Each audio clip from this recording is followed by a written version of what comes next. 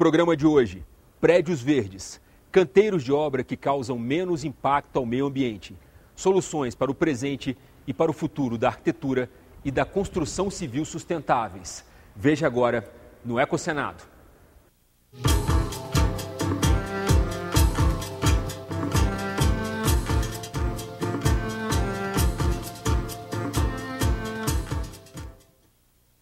Gás natural, madeira, carvão, petróleo, energia na forma de recursos naturais.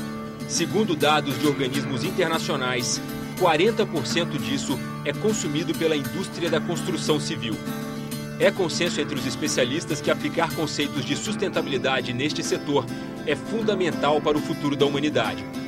Uma construção sustentável é aquela construção que ela foi decidida, as decisões foram tomadas do começo ao fim, pensando em quê? Em economizar recursos, em proteger ecossistemas, em não desperdiçar energia, em não desperdiçar água, em cuidar dos impactos ambientais, tanto durante a construção quanto depois que o edifício existe e assim por diante.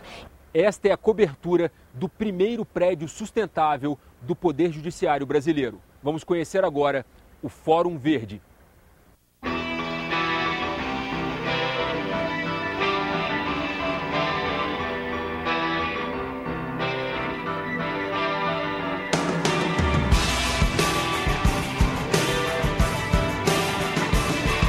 Aqui a gente teve três preocupações fundamentais. Primeiro, gerar o mínimo de impacto no meio ambiente, fazer uma obra que fosse, vamos dizer assim, discreta, né? Não perturbasse ninguém.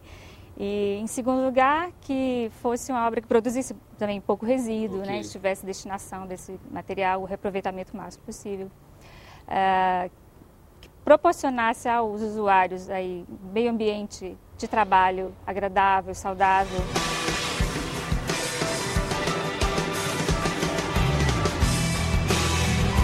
Em função do desenho do prédio, assim, da sua arquitetura, a gente tem o aproveitamento máximo da luz solar, né? Essa questão da ventilação cruzada também, que em função do desenho você tem os ambientes arejados, frescos, e isso diminui o consumo também de ar-condicionado e energia elétrica. A gente criou um sistema de captação, de tratamento de água de chuva e tratamento de águas servidas. Então, assim, em todas as coberturas e no térreo é feita a captação da água da chuva, ela desce para um reservatório no subsolo. Da mesma forma, as águas servidas também descem para um outro sistema, né, de tratamento, elas são filtradas, são tratadas e retornam a água da chuva para o sistema de combate a incêndio e lavagem de pisos e as águas servidas para o sistema de irrigação. O Fórum Verde consome 22% menos de energia que um prédio comum nas mesmas proporções, 30% menos de água, possui uma central para triagem de recicláveis, lâmpadas, pilhas e baterias, papel e plásticos, e 90% dos ambientes têm acesso à luz diurna. O edifício ele foi orientado de forma a aproveitar ao máximo a incidência da luz solar, né? O uso do vidro também colabora nesse sentido. E quando o desenho não consegue mais resolver essa questão do sol, do aquecimento interno dos ambientes, aí a gente entra com alguns artifícios que, no caso, foi colocadas essas telas metálicas nas fachadas de maior incidência para diminuir essa sobrecarga térmica.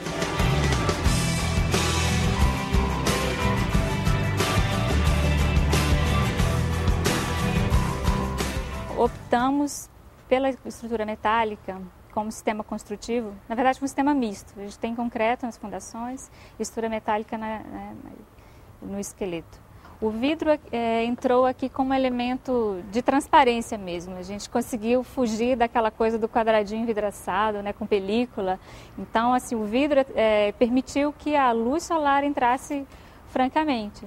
Além de ser um material totalmente reciclável, né? É isso. O vidro é muito interessante porque é um material inerte, né? E que é 100% reaproveitável, reciclável.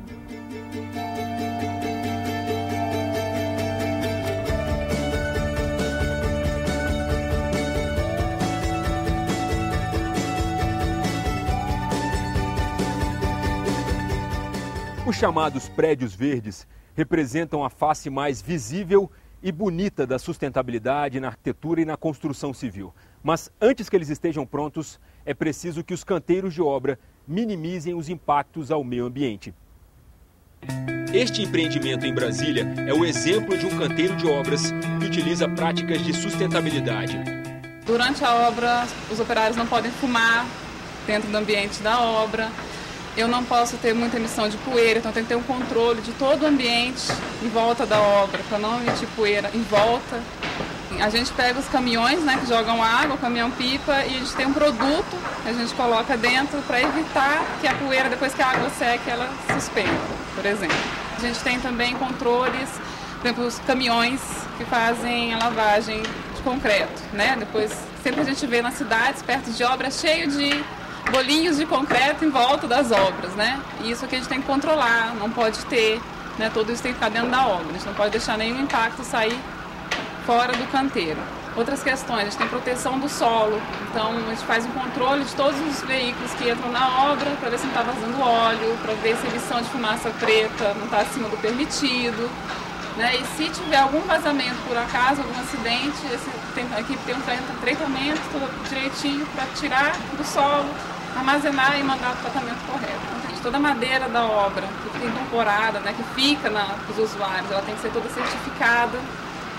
A gente tem materiais de uso regionais, então fala assim, 20% do material da obra tem que ser de um raio de até 800 quilômetros, né? Então dependendo da localização da obra.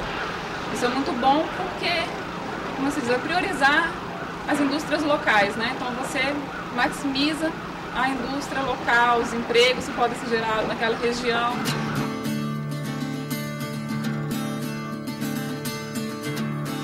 Ainda temos que avançar nesse processo. É preciso mudar o paradigma tecnológico. Para mudar esse paradigma tecnológico, a cadeia produtiva da indústria da construção precisa estar toda preparada. Vou te dar um exemplo. Ah, professor, o que é melhor? É melhor eu usar uma parede de tijolo ou é melhor eu usar uma parede de gesso acartonado? Eu precisaria do quê? Eu precisaria de um banco de dados de análise de ciclo de vida desses produtos, do desempenho ambiental desses produtos. Eu não tenho isso ainda no Brasil.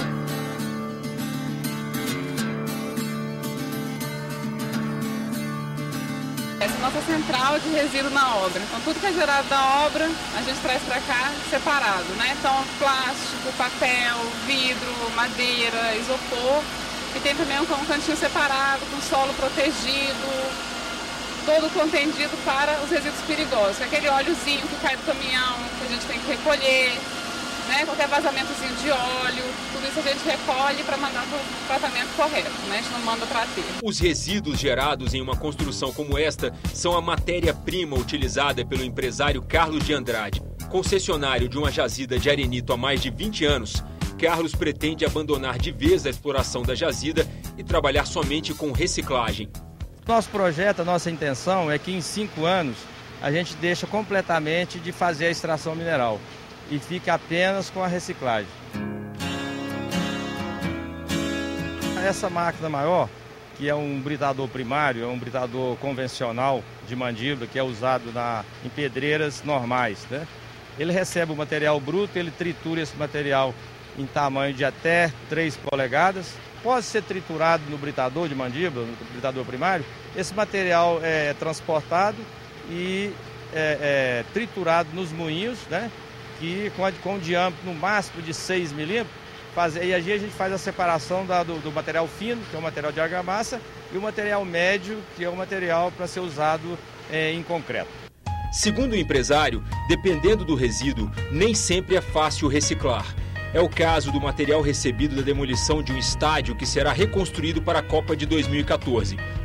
O material, por exemplo, que veio da demolição do estádio Mané Garrincha, ele veio muito contaminado, com resíduo ferroso, madeira e outras coisas, tampa de bueiro, várias coisas que tem que ser minuciosamente separado. Então é feita essa separação, né, com um pouco de trabalho, e aí feita essa separação, o material já está pronto também para entrar no equipamento e ser triturado. A Resolução 307 de 2002 do CONAMA classifica os resíduos da construção civil em 4 tipos. Classe A, aqueles reutilizáveis como agregados, exemplo do tijolo e do concreto.